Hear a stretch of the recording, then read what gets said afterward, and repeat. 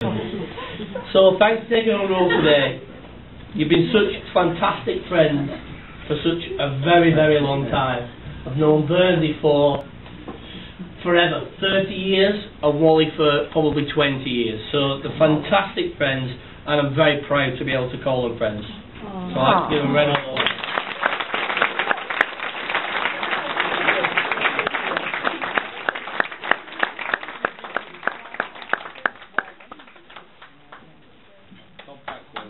Yeah, well done.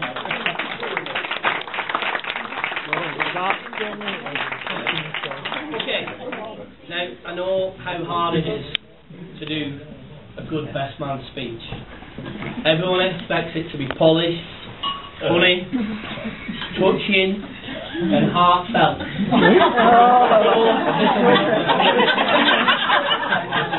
Good luck, boys, no pressure. So over to you, Mr. Burns, for the main event. Be kind, please.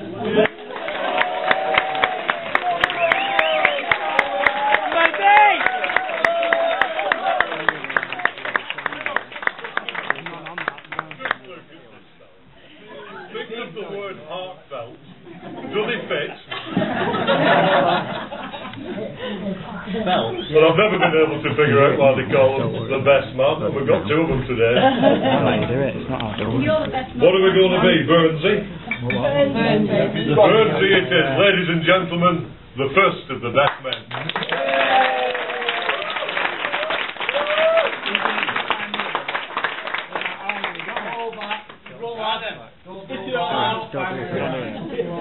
First of all, thanks to Bob and Duncan for their speeches.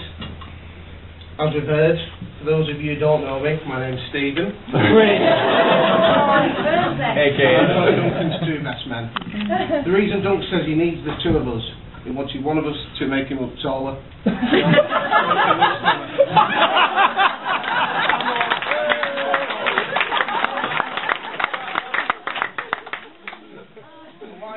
Once told me the best man's speech should last as long as it takes for the groom to make love.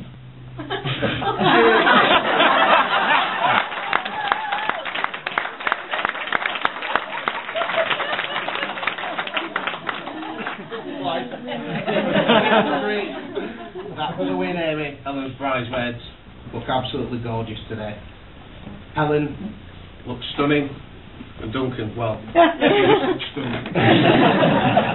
I'm sure he realises that today he's a very lucky man getting such a lovely bride. Duncan did say that it'd be a hard speech to follow, and you're right, mate. Follow a word of it. I've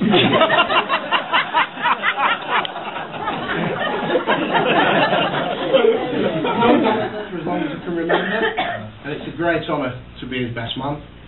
It's been a privilege to have such a great bloke as my closest friend. And that's the nearest thing you'll get to a compliment from me today. As you can see, this is probably the most nerve-wracking thing I've ever done. When Dunk phoned me to ask me to be his best man, I nearly choked in surprise. I had a little tear in my eye and had a lump in my throat. I suppose that served me right for answering the phone while eating a kebab.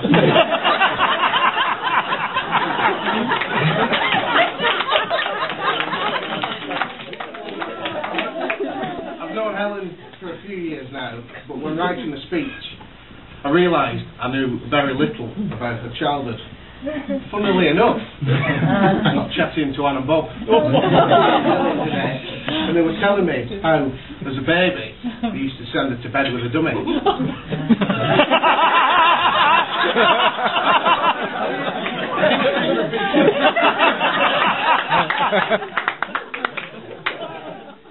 One of his oldest friends said to say that Dunk hasn't always been the handsome specimen. Now it's time to get down to the nitty-gritty, embarrassing the man that showed such faith and yet very poor judgment.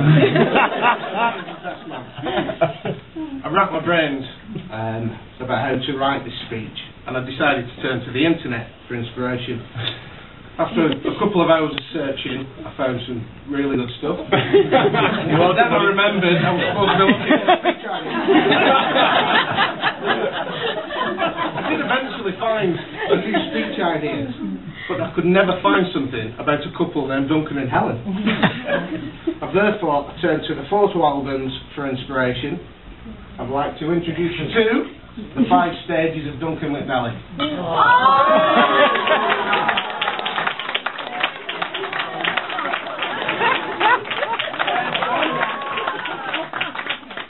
Baby years. Duncan Paul McNally arrived in the world on the 23rd of January 1978. I tried to link it to some kind of world event, but it seemed that nothing actually happened. But I believe the midwives at the Bolton Royal Hospital still to this day refer to it as Ugly Monday.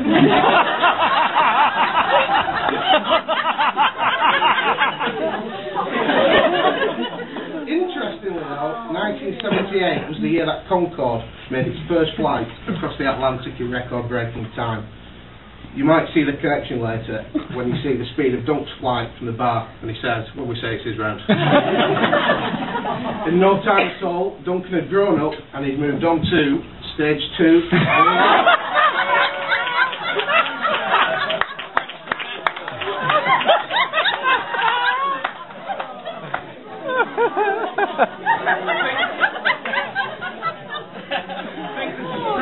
What I said earlier, hasn't always been the handsome son.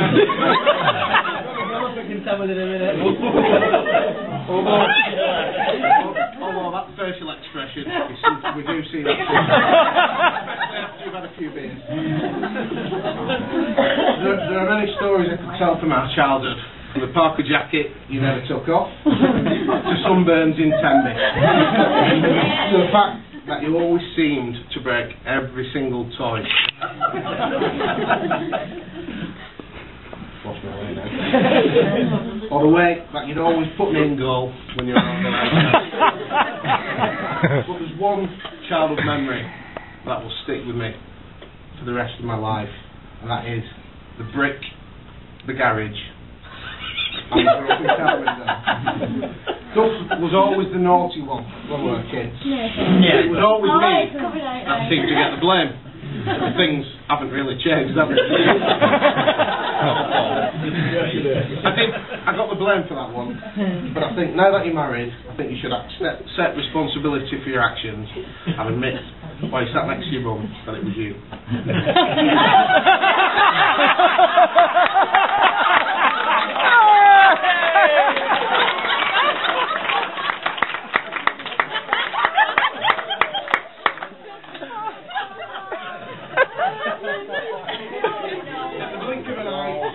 Years have gone. Duncan had moved on to the teenage.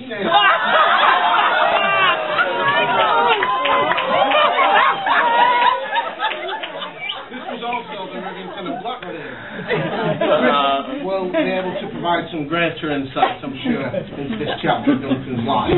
But I thought, while we're here, I thought it'd be a good time to share some thoughts from your old school teachers. And these are, and I promise, these are actual comments from your school report. I did not have to make a single word up. Duncan is very noisy and needs constant supervision. That was something we don't know now. Sometimes Duncan lacks confidence in himself. Seems nervous when performing. Preparing and participating with great effort. Maybe this is something Alan's going to have to tell us about. Apparently, Duncan's infectious enthusiasm is an example to all boys. Not all. And wow, has he been enthusiastic about his wedding and everything associated with it. He held a meeting to discuss his stag do, Egypt, when he arrived in the pub, complete with a clipboard. Oh yeah. His top tips on how to pack. Thanks, but I have packed before.